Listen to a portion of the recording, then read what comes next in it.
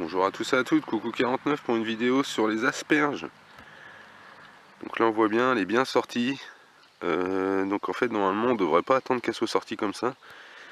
On devrait juste attendre que en fait la terre elle soit juste vraiment bombée. Je vais en trouver une, là je vais voir, il y en aura peut-être une à traîner. Donc les asperges c'est pas facile en bio. Donc il y a beaucoup d'insectes prédateurs. Donc tout ce qui est mouche de semis, la mouche de l'asperge, le cryocère. Après en maladie, il y a la rouille, la fusariose. Enfin, il y en a quand même pas mal quoi. Donc moi ce que je fais, c'est que les asperges en fait elles sont à travers d'autres choses.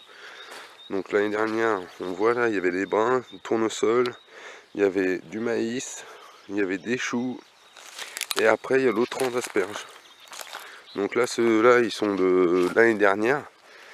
Donc en fait je les récolte pas, je les laisse cette année encore pousser pour les récolter on va dire 2-3 semaines l'année prochaine quoi. Faut pas les fatiguer dès le départ. Comme là. Donc là on voit bien si elle recourbe comme ça là, c'est qu'elle s'est fait attaquer par quelque chose. Donc à mon avis il y a un ver dedans. Il y a quelque chose. Donc moi ça va pas m'affoler, hein, c'est pas grave, hein, c'est pas pour faire des rendements. C'est juste pour en avoir pour manger, pour nous en fait. Donc deux rangs de, on va dire une bonne vingtaine de mètres là, à peu près quoi. Donc ça vous fait une centaine de griffes pour 20 mètres. Donc ça vous fait 5 griffes au mètre. Et en fait ça suffit largement. Donc surtout bien fumé. Là on le voit, il y a plein de crottins, il y a plein du crottin, il y a des crottes de poule aussi.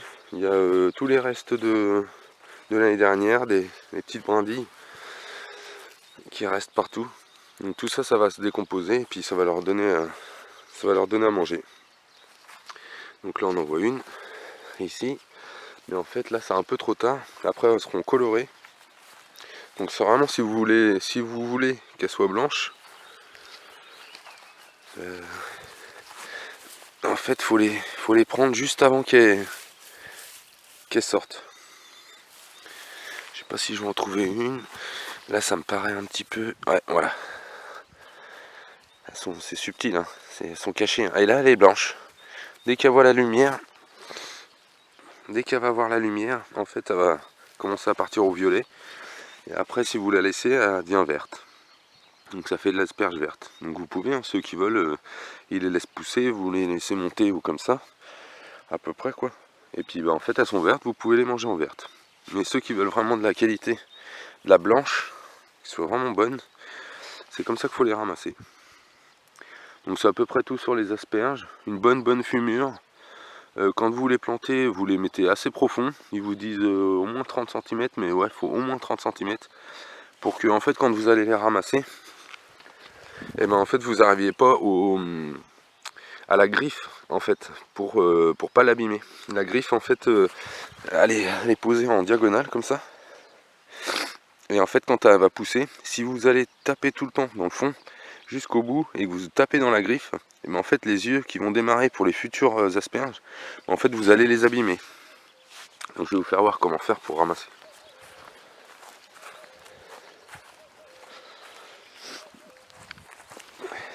Merci.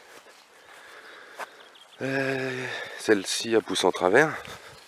Elle est carrément en travers. Donc on va en prendre une là. Donc le plus simple au démarrage, quand vous n'avez vraiment pas l'habitude d'en ramasser, vous creusez vraiment pour savoir un peu la direction. Donc là on voit qu'elle part tout droit.